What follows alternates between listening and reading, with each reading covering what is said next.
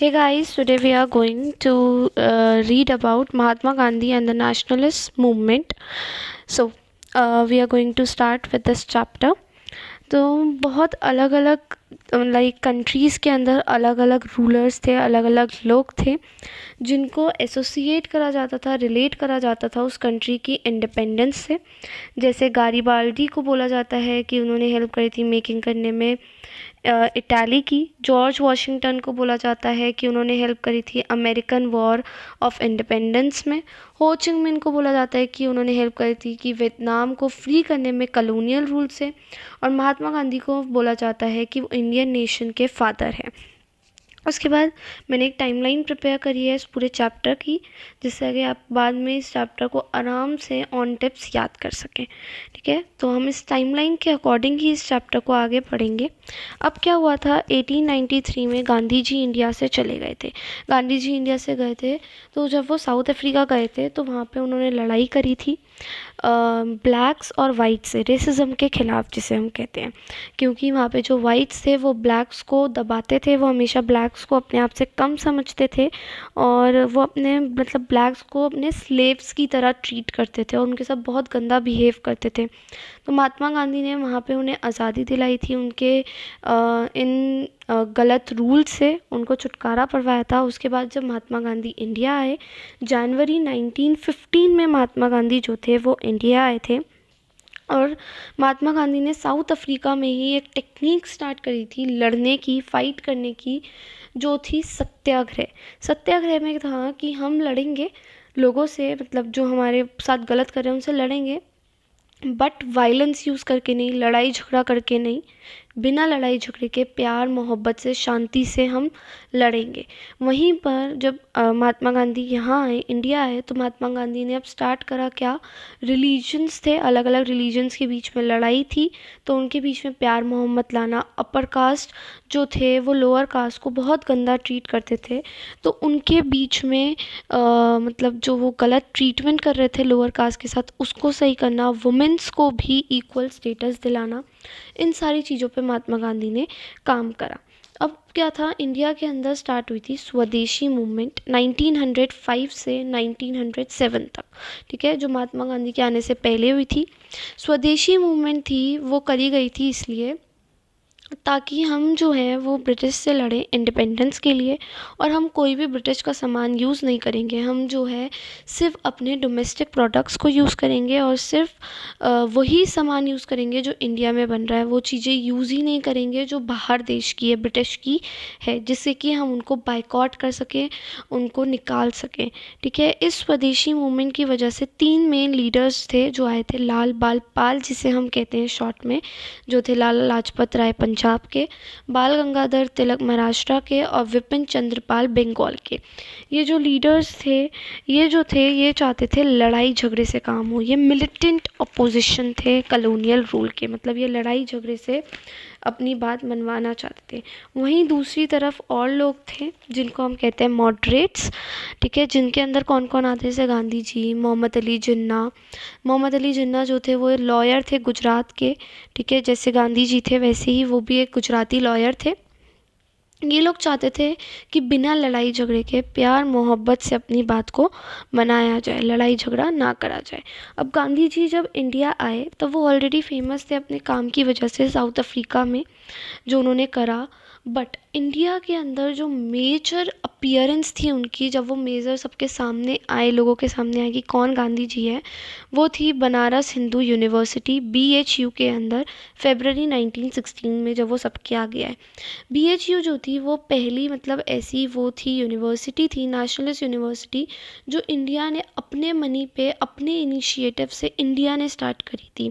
But Gandhi ji ने वहाँ पर सबको कॉन्ग्रेचुलेट करने की जगह ये याद दिलाया कि जो पुअर लोग हैं, पीजेंट्स हैं, वर्कर्स हैं, वो जो हैं वो वहाँ पर अनरिप्रेजेंटेटिव हैं, उनको इक्वल इम्पोर्टेंस नहीं दी गई है। सिर्फ इम्पॉर्टेंट लीडर्स वहाँ पर जो है उनको बहुत ज़्यादा इम्पोर्टेंस दी गई है, बट उन लोगों को इम्पोर्टेंस नहीं दी जो पुअर पीजेंट्स वगैरह हैं। और जब तक हम ऐसे ही उन लोगों के साथ अनइक्वल ट्रीटमेंट करेंगे, सबको एक साथ लेकर नहीं चलेंगे, तब तक हम ब्रिटिश से इंडिपेंडेंस नहीं पा सकते। तीन मेन मूवमेंट जो थी वो गांधी जी ने करी थी इंडिया आने के बाद। 1916 में चंपारण एंड बिहार, गांधी जी गए हुए थे लखनऊ सेशन में कांग्रेस के। जब गांधी जी वहाँ पे गए थे तो उनको एक पीजन मिला चंपारण से, जिसने गांधी जी को अप्रोच करा और बताया कि कितना बुरा ट्रीटमेंट कर रहे हैं ब्रिटिशर्स इंडिगो प्लांटर्स के साथ। ठीक है, जहाँ पे इंडिगो उगाया जाता वहाँ कोई और क्रॉप नहीं उग पाती, तो ज़्यादातर लोग जो थे वो इंडिगो उगाना नहीं चाहते थे, और ऊपर से उन्हें फोर्सफुली इंडिगो उगाना पड़ रहा था ब्रिटिशर्स की वजह से, ना चाहते हुए भी। तो वो बता रहे थे कि कैसे बुरा मतलब बिहेवियर कर रहे हैं ब्रिटिशर्स इंडिगो प्लांटर्स के साथ। फिर महात्मा गांधी ने उनके लिए लड़ाई करी थी चंपारण में, कि उनको फ्रीडम होनी चाहिए कि वो अपनी मनपसंद क्रॉप उगा सकें, और साथ ही साथ उनको सिक्योरिटी होनी चाहिए टेन्योर की, मतलब कि किसी भी पीसेंट को ऐसे निकाला नहीं जाएगा, उसको सिक्योरिटी मिलनी चाहिए अपने टेन्योर की। उसके बाद 1918 में महात्मा गांधी ने दो मूवमेंट्स करे थे। एक अहमदाबाद में करा था जिसके अंदर बेटर वर्किंग कंडीशंस के लिए करा था, जो टेक्सटाइल मिल वर्कर्स थी, और दूसरा खेड़ा डिस्ट्रिक्ट में करा था जिसके अंदर क्रॉप फेलियर हो गए थे, फिर भी ब्रिटिश जो थे वो लोगों से डिमांड कर रहे थे टैक्सेस की, जो वो नहीं दे पा रहे थे। इसीलिए गांधी जी ने वहाँ पर जो है वो रिवॉल्ट करा था कि उनसे टैक्सेस ना लिए जाएं। 1914 से 1918 के अंदर जब ग्रेट वॉर ऑफ इंडिपेंडेंस था, उस टाइम पे ब्रिटिशर्स ने क्या करा, सेंसरशिप लगा दी प्रेस के ऊपर। सेंसरशिप का मतलब कि जो प्रेस है वो अपने हिसाब से अपनी मर्जी से कुछ भी पब्लिश नहीं कर सकती। ठीक है, और परमिट कर दिया डिटेंशन विदाउट ट्रायल, जिसे हम कहते हैं रॉलेट एक्ट। ठीक है, इसमें क्या होता है, जो भी वो होती है पुलिस, वो बिना किसी कस्टडी के, बिना किसी वारंट के, बिना किसी प्रूफ के किसी भी इंसान को अपनी मर्जी से जो है वो जेल में डाल सकती है। ठीक है, और जब ये लॉ आया था तो जो चेयरपर्सन था वो था सर सिडने रॉलेट। ठीक है, गांधी जी ने कैंपेन चलाया इसके खिलाफ, जिसे हम कहते हैं रॉलेट एक्ट। जो नॉर्थ और वेस्ट इंडिया के अंदर जो लाइफ थी वो एकदम स्टैंड स्टिल हो गई, मतलब कि शॉप स्कूल्स वगैरह सब बंद कर दिए लोगों ने इस लड़ाई, मतलब इस रिवॉल्ट के खिलाफ। प्रोटेस्ट जो थे वो बहुत ज़्यादा थे पंजाब के अंदर, जिसमें क्या था, लोगों को बोला गया था ब्रिटिश की साइड से कि अगर वो हेल्प करते हैं ब्रिटिशर्स को वर्ल्ड वॉर वन में, उनके साथ लड़ाई करते हैं, हेल्प करते हैं ब्रिटिशर्स को जीतने में, तो उनको उसके बदले में गिफ्ट मिलना चाहिए। बट ब्रिटिशर्स ने क्या करा कि उन लोगों के ऊपर रॉलेट एक्ट लगा दिया, जिस टाइम पर इन लोगों ने फिर रिवॉल्ट स्टार्ट करा, महात्मा गांधी वगैरह ने, और इन सारे लीडर्स को जो है वो बाद में जेल भी हुई। उसके बाद जो हुआ वो क्या था, जलियनवाला बाग मैसेकर, जो 13 अप्रैल 1919 को हुआ, जिसमें क्या था, जो जनरल डायर था उसने ओपन फायर स्टार्ट कर दी थी जलियनवाला बाग में। क्यों? क्योंकि जो है ब्रिटिश गवर्नमेंट ने लॉ निकाला था कि 5-6 से ज़्यादा लोग एक जगह इकट्ठे नहीं होंगे। बट उस दिन क्या था, बैसाखी का मेला लगा था, बहुत सारे अलग अलग लोग, मतलब बहुत सारे गाँवों से अलग अलग लोग आए थे, और वो सारे जो थे जलियनवाला बाग के अंदर वहाँ पर मेला देखने आए थे। तो जो जनरल डायर था उसने जो एक ही एग्ज़िट थी उसको लॉक करके ओपन फायर स्टार्ट कर दी लोगों के ऊपर, और 400 से ज़्यादा लोग जो है वो वहाँ पर मर गए। अब इसके रिस्पॉन्स में बाद में महात्मा गांधी ने क्या करा, जो है वो स्टार्ट करी non cooperation movement. Non cooperation movement क्या थी कि जो इंडियंस हैं वो क्या करेंगे, स्कूल अटेंड नहीं करेंगे, कॉलेज नहीं करेंगे, कोर्ट्स नहीं जाएंगे, टैक्सेस पे नहीं करेंगे। और अब ये नॉन कॉपरेशन मूवमेंट को और ज़्यादा आगे बढ़ाने के लिए कि सब लोग जो हैं वो नॉन कॉपरेशन मूवमेंट को माने, गांधी जी ने नॉन कॉपरेशन मूवमेंट को सोचा खिलाफत मूवमेंट के साथ जोड़ दें। ठीक है, तो जो खिलाफत मूवमेंट थी वो 1919 से 1920 तक चली। खिलाफत मूवमेंट जो थी वो दो ब्रदर्स चला रहे थे, मोहम्मद अली और शौकत अली। ठीक है, इन्होंने डिमांड करा था कि जो टर्किश सुल्तान है या जो इनका खलीफा है उसको कुछ कंट्रोल जो है वो मिलना चाहिए, कुछ ऑटोनॉमी मिलनी चाहिए मेन 4 प्लेसेस में, अरेबिया, सीरिया, इराक और पैलेस्टाइन के अंदर। ये लोग चाहते थे कि खलीफा के पास कुछ ऑटोनॉमी आए। ठीक है, और वो डिफेंड करना चाहते थे अपने इस्लामिक फेथ को, इसलिए वो जो है वो इस लड़ाई को चला रहे थे। अब नॉन कॉपरेशन और खिलाफत मूवमेंट जो थी वो दोनों साथ आ गई थी। स्टूडेंट्स ने स्कूल जाना छोड़ दिया था, कॉलेजेस जाना छोड़ दिया था, लॉयर्स ने जो है कोर्ट जाना छोड़ दिया, वर्किंग क्लास भी स्ट्राइक पे चली गई। 396 स्ट्राइक्स जो थी वो 1921 में चल रही थी अलग अलग जगह। 60,000 वर्कर्स जो थे उन्होंने जो है वर्क पे जाना छोड़ दिया था। नर्दर्न आंध्र प्रदेश में भी जो लोग थे उन्होंने फॉरेस्ट लॉ को वायलेट करा। फॉरेस्ट लॉ क्या थे कि गवर्नमेंट ने जो है लॉज बनाए थे फॉरेस्ट को, कुछ फॉरेस्ट जो थे वो रिजर्व कर दिए थे कि उन फॉरेस्ट में अब लोग जो हैं वो नहीं जा सकते अपने कैटल्स को लेकर, और वहाँ पे जो लोग रह रहे हैं उनका मेन लाइवलीहुड ही यही है। और जब तुम उनसे मेन लाइवलीहुड खींच लोगे तो वो लोग क्या करेंगे, तो उन्होंने जो है वो फॉरेस्ट लॉ को ब्रेक करा। वो रिज़र्व फॉरेस्ट के अंदर घुस गए। फार्मर्स जो थे अवध के, उन्होंने जो है मना कर दिया कि वो टैक्स पे नहीं करेंगे। ऐसे जो है अलग अलग तरीक़ों से लोग जो है वो नॉन कॉपरेट कर रहे थे ब्रिटिश गवर्नमेंट के साथ, और ब्रिटिश गवर्नमेंट जो थी वो पूरी तरीके से हिल गई थी। बट अगर हम ये मूवमेंट ऐसे ही चलने देते तो ही ये मूवमेंट, तो जो है ब्रिटिश गवर्नमेंट उस टाइम पर हार मान जाती और कुछ टाइम पे। बट महात्मा गांधी चाहते थे कि नॉन कॉपरेशन मूवमेंट जो है वो नॉन वायलेंटली हो, हर मूवमेंट जो है नॉन वायलेंटली हो, कहीं पे भी कोई भी वायलेंस यूज़ ना हो, लड़ाई झगड़े ना हो। बट नॉन कॉपरेशन मूवमेंट को फरवरी 1922 में मतलब एंड कर दिया जब चौरी चौरा इंसिडेंट हुआ, जिसके अंदर क्या था, कुछ लोगों ने जाकर पुलिस स्टेशन को, चौरी चौरा एक प्रोविंस है, एक जगह है उत्तर प्रदेश की, वहाँ जाके फायर कर दिया, जिसकी वजह से बहुत सारे पुलिसमैन जो थे वो मरे भी या घायल हो गए, जिसकी वजह से महात्मा गांधी ने जो है वो मूवमेंट को जो है बंद कर दिया। और इस मूवमेंट के टाइम पे महात्मा गांधी जो है उनको जेल में भी जाना पड़ा। अब महात्मा गांधी जो थे वो मर्चेंट थे कास्ट से, और प्रोफेशन से एक लॉयर थे। वो बहुत सिंपल लाइफस्टाइल जीना पसंद करते थे। उनको पसंद था कि वो एकदम सिंपल ही रहें, ठीक है। वो चरखा चलाते थे। वो कभी भी मतलब बहुत इतने फेमस होने के बाद भी वो कभी सूट वूट पहन के नहीं घूमते थे बाकी लीडर्स की तरह। वो एकदम सिंपल ही रहते थे, धोती पहन के जाते थे। वो एकदम सिंपल लाइफस्टाइल जीना पसंद करते थे। 1917 और 1922 में बहुत सारे टैलेंटेड लीडर्स थे जिन्होंने अपने आप को गांधी जी से जोड़ा, जैसे माँ देवी देसाई, वल्लभ भाई पटेल, जीपी कृपलानी, सुभाष चंद्र बोस, अब्दुल कलाम, जवाहरलाल नेहरू, सरोजिनी नायडू और भी बहुत सारे थे जिन्होंने अपने आप को महात्मा गांधी से जोड़ा। हर किसी का अपना अपना अलग मोटिव था महात्मा गांधी से जुड़ने का। जैसे कि जो बिग वो थे बिजनेसमैन वगैरह, वो ये चाहते थे कि उनको आज़ादी मिले ताकि वो लोगों को कंपटीशन ना फेस करना पड़े जो उन्हें फेस करना पड़ रहा है ब्रिटिश गवर्नमेंट से। और पीजेंट्स पुअर्स वगैरह चाहते थे कि उनके ऊपर जो टैक्सेस वगैरह लग रहे हैं, जो ब्रिटिश उनको फोर्स कर रही है क्रॉप उगाने के लिए, वो सारी चीज़ें उनके साथ ना हों। उसके बाद जब महात्मा गांधी जेल से निकले 1924 में, तो उन्होंने चूज़ करा कि अब वो अपनी सारी अटेंशन देंगे सिर्फ खादी के क्लोथ बनाने में और लोगों को समझाने में कि अनटचेबिलिटी, चाइल्ड मैरिज वगैरह ना करे, और हिंदू और मुस्लिम के रिलेशंस को अच्छा बनाने के लिए, ठीक है। उसके बाद महात्मा गांधी ने जो है 1928 में वापस सोचा कि अब वो वापस से रिवॉल्ट्स वगैरह करेंगे, जिसमें उन्होंने सबसे पहले क्या करा था, सॉल्ट सत्याग्रह। अब सॉल्ट सत्याग्रह होने से पहले भी कुछ चीज़ें हुई। जैसे 1928 में क्या हुआ, साइमन कमीशन जो थी वो India I. Simon commission India I थी ये देखने के लिए कि इंडिया के अंदर ब्रिटिश के लॉज और रेगुलेशंस कैसे हैं और उसमें क्या क्या चेंजेस इंडिया के अंदर लॉज में आने चाहिए, कैसे कैसे इंडिया अपना काम आगे करेगी वगैरह।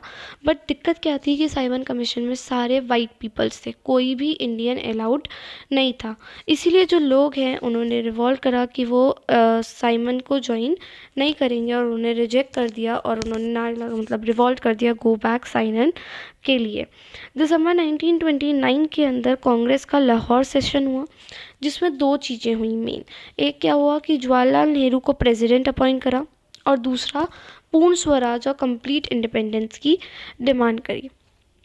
26 जनवरी 1930 के अंदर इंडिपेंडेंस डे ऑब्जर्व करा गया। मतलब हमने सोचा था कि हम इस दिन को अपना इंडिपेंडेंस डे की तरह मनाएंगे, और हमने बहुत अच्छे से मनाया भी, ढोल नगाड़े करिए अपना अपना फ्लैग हिलाया, ठीक है, और अनटचेबल्स को और जो अनटचेबल्स वगैरह उनको जो है इक्वल रिस्पेक्ट देने की सोचा और स्पिनिंग करी। स्पिनिंग मतलब चरखा चलाया। गांधी जी ने सॉल्ट मार्च करी। गांधी जी ने एक एडवांस नोटिस भेजा था लॉर्ड इरविन को, वाइसरॉय इरविन जो थे उस टाइम के, बट उन्होंने उसकी इतनी इम्पोर्टेंस समझी नहीं। तो 12 मार्च को 1930 को महात्मा गांधी ने स्टार्ट करा अपने आश्रम से साबरमती से पैदल मार्च करना, ठीक है, और वो जो थे वो पैदल मार्च करते हुए गए एंड फाइनली उन्होंने सॉल्ट को मतलब पानी को लिया, उससे सॉल्ट बनाया और सॉल्ट लॉ को जो है वो ब्रेक करा। उन्होंने ये चीज़ क्यों करी?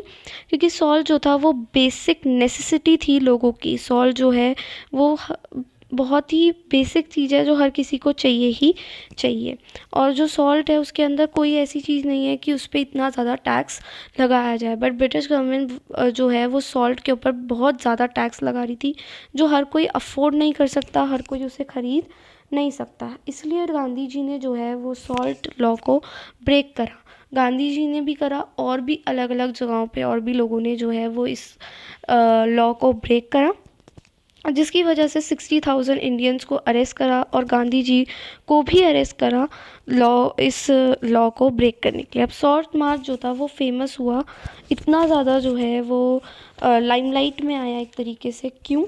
क्योंकि जो मार्च थी इसको वर्ल्ड अटेंशन मिली। यूरोपियन अमेरिकन प्रेस जो थी वो इसे कवर कर रही थी। पहली बार जो है वो एक ऐसी नेशनलिस्ट एक्टिविटी हुई जिसमें वुमेन ने भी पार्टिसिपेट करा। वुमेन भी इसका जो थी वो हिस्सा थी। जैसे कमला देवी जो थी वो परस्यू करा, उन्होंने गांधी जी को बोला कि जो प्रोटेस्ट है वो सिर्फ लड़कों तक सीमित मत रखो, आप लड़कियों को भी इस प्रोटेस्ट में शामिल होने का मौका दो। और कमला देवी पहले से ही मतलब एक ऐसी वुमेन थी जो पहले भी मतलब जो वुमेन्स के लिए मतलब स्टैंड लेती थी, और वो पहले भी जेल जा चुकी थी लिकर लॉ को ब्रेक करने के लिए, और वो जेल गई सॉल्ट लॉ को ब्रेक करने के लिए भी। सॉल्ट मार्च जो थी वो फोर्स कर रही थी ब्रिटिश को कि वो रियलाइज़ कर ले इस चीज़ को कि वो इंडिया पे हमेशा के लिए कब्ज़ा करके नहीं रख सकते। उनको इंडिया को एक ना एक दिन आज़ाद करना ही, इंडिपेंडेंस देनी ही पड़ेगी, ठीक है। उसके बाद नवंबर 1930 के अंदर राउंड टेबल कॉन्फ्रेंस हुई लंदन के अंदर, जिसके अंदर इम्पॉर्टेंट लीडर्स ही नहीं थे। क्यों? क्योंकि गांधी जी जो थे वो तो जेल में थे। वो 1931 के अंदर जेल से निकले और उन्होंने बहुत सारी मीटिंग्स करी उसके बाद वाइसरॉय के साथ, और वाइसरॉय के साथ मीटिंग करने के बाद गांधी इरविन पैक्ट जो था वो साइन हुआ, ठीक है। इस पैक के अंदर था कि वो सिविल डिसोबीडियंस मूवमेंट को बंद कर देंगे, और इसको बंद करने के बाद जितने भी प्रिजनर्स हैं उनको जो है जेल से बाहर निकाल दिया जाएगा। बट बहुत सारे ऐसे रैडिकल नेशनलिस्ट थे जिन्होंने गांधी जी की इस बात से जो है वो एग्री नहीं करते थे। वो ये कह रहे थे कि गांधी जी को इंडिपेंडेंस मांगनी चाहिए थी।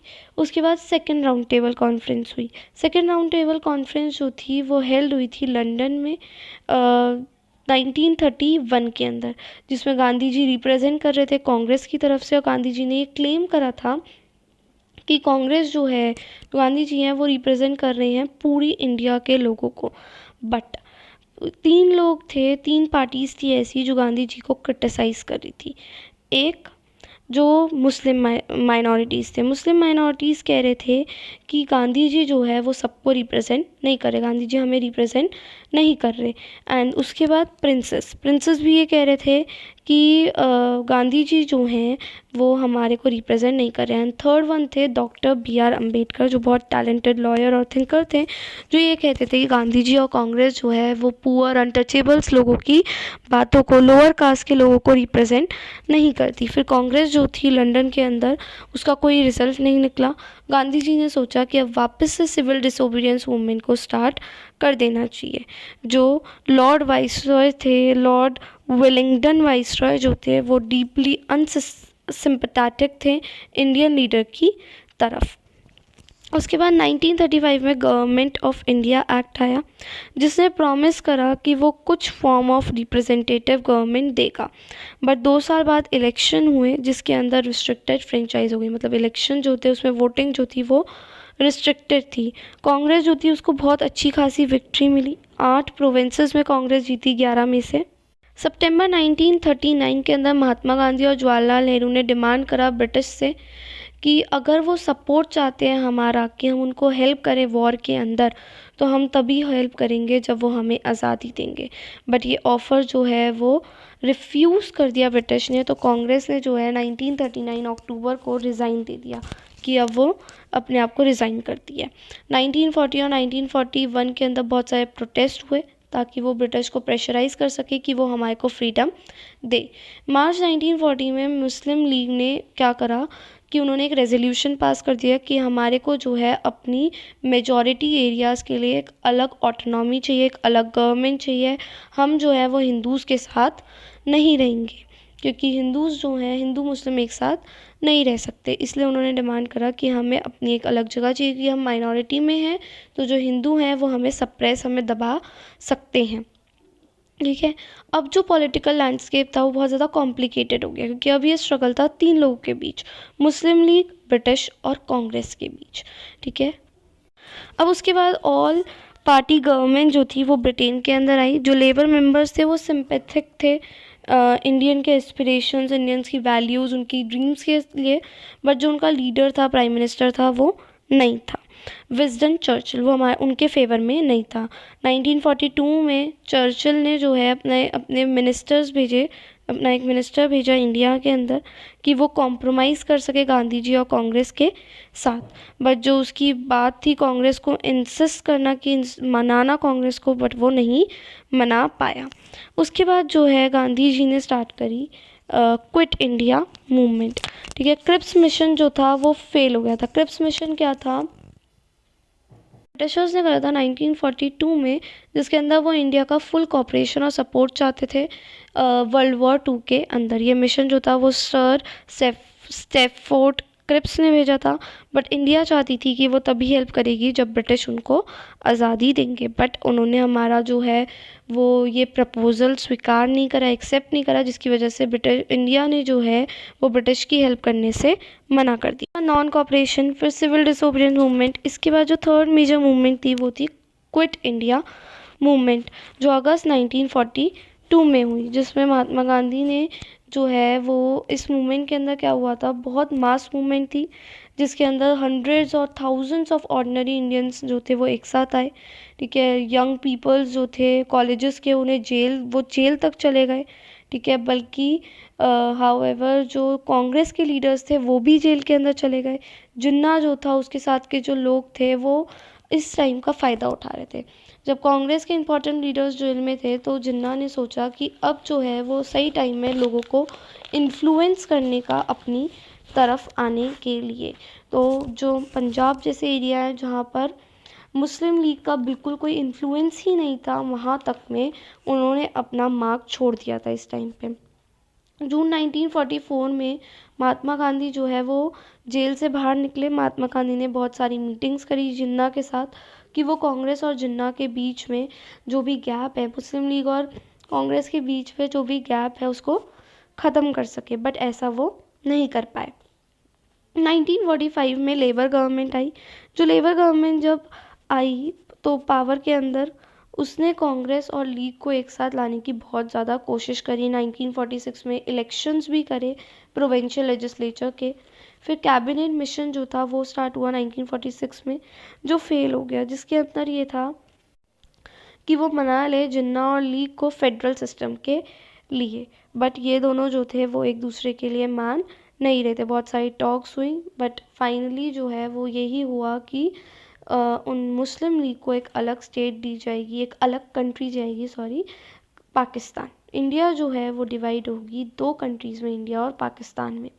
16 अगस्त 1946 को रायोट्स हो गए, दंगे हो गए कलकत्ता में। जो वायलेंस था वो बंगाल, बिहार, पंजाब, यूनाइटेड प्रोविंस पंजाब तक आ गया। और कुछ एरियाज़ के अंदर मुस्लिम सफ़र कर रहे थे और कुछ एरिया के अंदर हिंदू।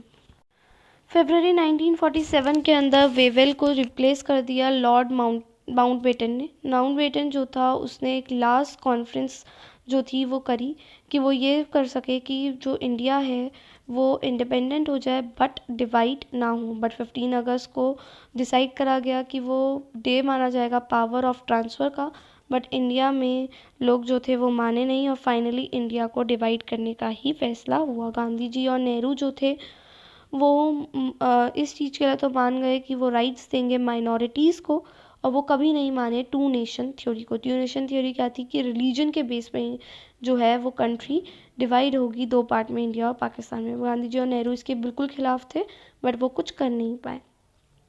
30 जन 1948 को गांधी जी को जो है वो शूट कर दिया गया, मार दिया गया।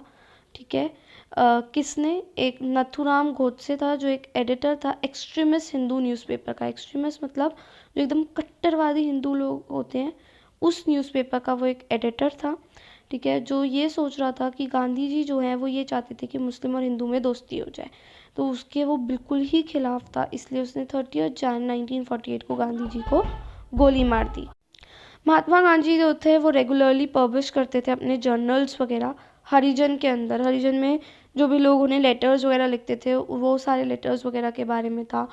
नेहरू ने भी ये सारे कलेक्शन जो थी लेटर की उन्हें संभाल के रखा था और पब्लिश करा था a bunch of old letters में। बहुत सारे अलग अलग सोर्सेज हैं जिससे हम रिकंस्ट्रक्ट कर सकते हैं, पढ़ सकते हैं हमारे पॉलिटिकल करियर के जो भी गांधी जी का था या नेशनलिस्ट मूवमेंट की जो भी हिस्ट्री थी, जैसे राइटिंग और स्पीचेस, लेटर्स वगैरह, ऑटोबायोग्राफीज़, गवर्नमेंट रिकॉर्ड्स, न्यूज़पेपर्स वगैरह से। इसी के साथ हमारा ये चैप्टर ख़त्म होता है। अगर आपको कोई भी डाउट्स वगैरह हैं तो आप कमेंट्स में लिख सकते हैं, मैं आपके सारे डाउट्स जो है सॉल्व कर दूँगी। बाकी नोट्स मैंने दिए ही हैं, आप इन नोट्स को ढंग से पढ़ेंगे तो आपका ये चैप्टर एकदम ढंग से क्लियर हो जाएगा। Thank you.